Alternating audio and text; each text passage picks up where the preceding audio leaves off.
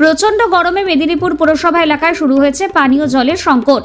মঙ্গলবার দুপুরে রোদের দাবদাহ উপেক্ষা করে ৬ নম্বর ওয়ার্ডের মানুষজন কাউন্সিলর ও সিআইসি সদস্য ডক্টর গোলক বিহারী মাঝির বাড়ি ঘেরাও করে বিক্ষোভ দেখান।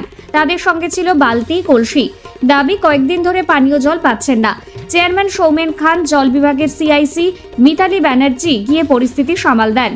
এলাকার স্থানীয় কাউন্সিলর গোলক বিহারী মাঝি জানান যে এই গরমে জলস্তর নেমে গেছে। দুটি গভীর নলকূপ অকেজো হয়ে গিয়েছিল, সারিয়ে তোলা হয়েছে। শহরের যেখানে যেখানে পানীয় জলের সংকট দেখা যাচ্ছে, পানীয় জলের ট্যাঙ্ক পাঠানো হচ্ছে।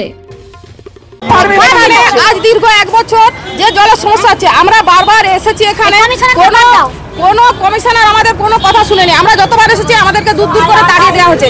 আমরা এর আগে অনেক বিক্ষোভ করেছি, আমরা মিউনিসিপ্যালিটিতে গিয়েছি, কিন্তু তাতেও কোনো কাজ হয়নি। উনি আজকে যে দাঁড়িয়েছেন, কোনোদিন পাড়ার মধ্যে যে একটু দেখেছেন যে মানুষগুলোর কি অবস্থা, কোনোদিনও দেখেননি।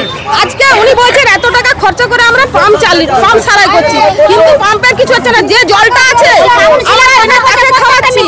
আমরা তাকে জল এনে খাইয়ে দেখাচ্ছি যে তিনি খেতে পারেন কিনা, তারপর তো আমরা খাবো।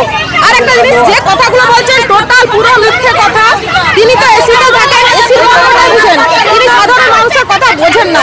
আর আজকে বলছেন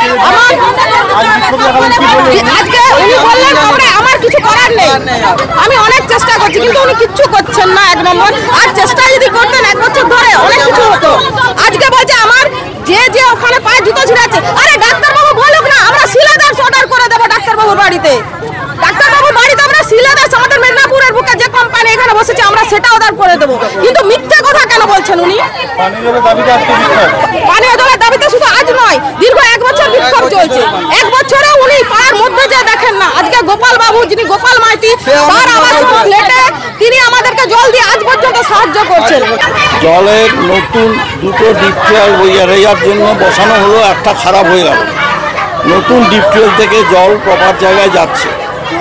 কালকে আমার কাছে একটা খবর এলো, একটা চিঠি, যে আমাদের এরিয়াতে জলটা খুব সরু হচ্ছে, সেই জল ধরতে অনেকটা সময় লাগছে, একটা ব্যবস্থা নেই। এইটা জানার সঙ্গে সঙ্গে জল যেটা দেখে প্রদ্যুৎ, ওকে আমি চিঠি লিখে জলের ডিপার্টমেন্টে বলেছি। ইতিমধ্যে জলের লোক এসে গেছে, ওখানে লাইন চেক করছে। ওদের কাছে যেটুকু খবর পেলাম, লো ভোল্টেজের জন্য বোধহয় পাম্প চলেনি, এবং এও বলে গেল আমরা 1 ঘন্টা করে বেশি জল দিচ্ছি।